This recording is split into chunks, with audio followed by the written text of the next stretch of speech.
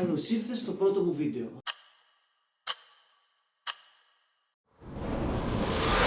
Καλησπέρα, καλή βραδιά, καλημέρα, ανάλογα την ώρα που το βλέπεις. Αρχικά να στηθώ, είμαι ο Γρηγόρης ή αλλιώς Gregor Mate, εφόσον και αν με ακολουθείς. Αν δεν με ακολουθείς, μπορείς να ξεκινήσεις να το κάνεις τώρα. Όπως επίσης μπορείς να κάνεις και το πρώτο σου subscribe εδώ πέρα. Πάντα με ζορίζει αυτή η λέξη. Θα τη μάθω να τη λέω όμως που θα πάει. Τι κάνω εγώ εδώ τώρα?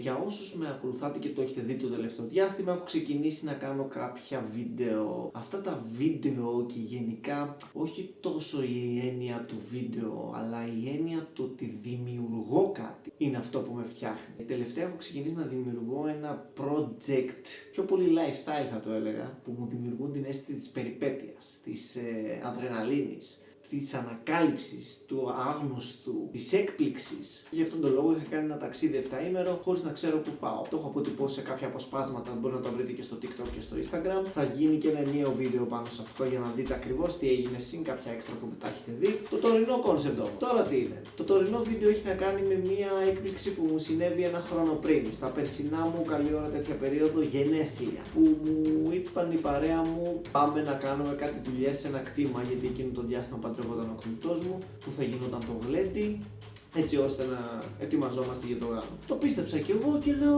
πάμε να κάνουμε δουλειές. Όπως πηγαίνουμε εκεί πέρα προς το κτήμα, καταλαβαίνω ότι βρίσκομαι σε ένα μέρος που δεν το γνωρίζω. Και λέω ρε παιδιά, που έχουμε έρθει, εγώ το χωριό αυτό δεν το αναγνωρίζω. Και μου λένε είναι το χωριό ρε εσύ, το χωριό είναι απλά έχουμε μπει από άλλη πλευρά.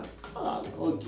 Συνεχίζω εγώ να μην έχω καταλάβει τίποτα και όπως πηγαίνουμε προς τα εκεί πέρα τώρα, φτάνουμε σε ένα μέρος που δεν έχω καταλάβει τι είναι. Και λέω εσείς τι είναι εδώ πέρα, τι είναι αυτό?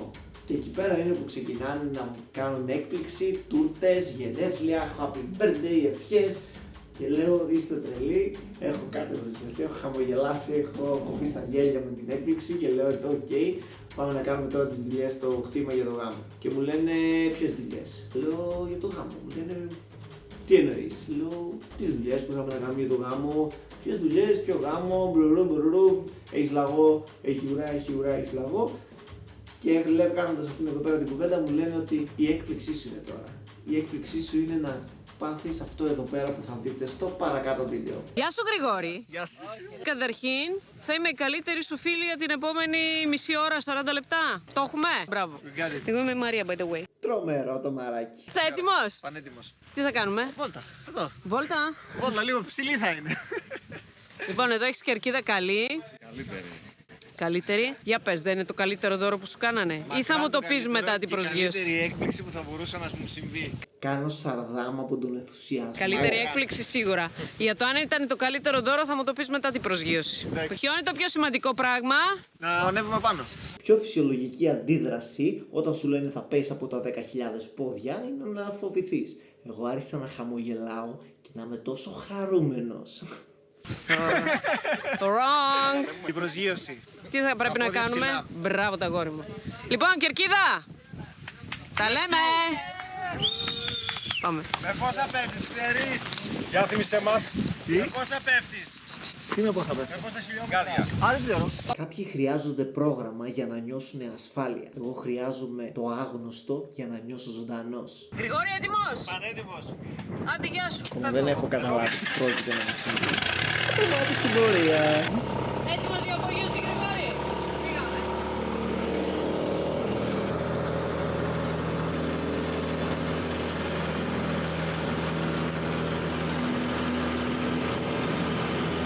Η καρδιά έχει πιάσει, δεν ξέρω κι εγώ πώς τους παλμούς και το χαμόγελο έχει φτάσει μέχρι τα αυτιά.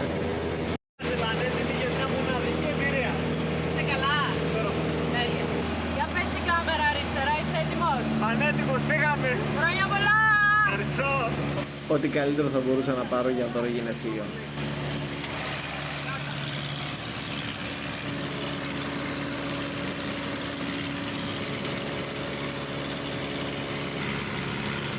Πάμε για έξω! Δεξί πόδι έξω, αριστερό πόδι έξω.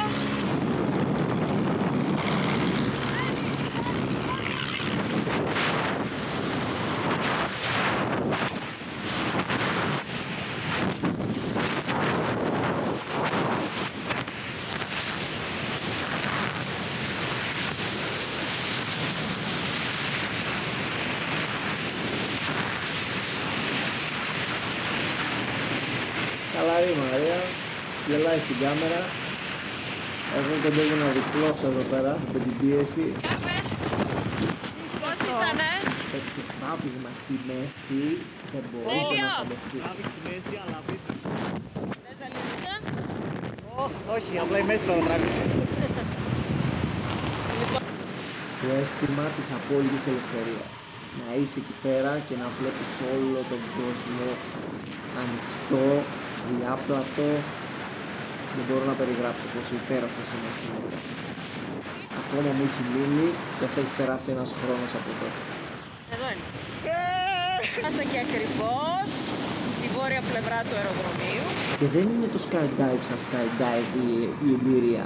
Οκ, είναι και η εμπειρία ρομερή. Όλο αυτό εδώ πέρα, η έκπληξη, το πώς έγινε, το πώς ήρθανε, όλα αυτά εδώ πέρα είναι που κάνουν αυτή την εμπειρία μοναδική.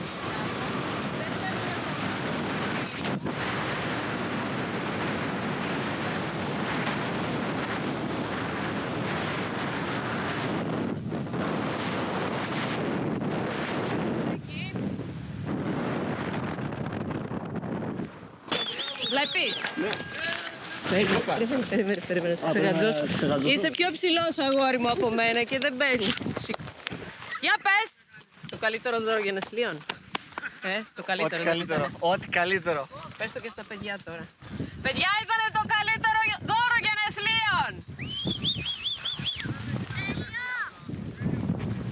Πάμε πάλι.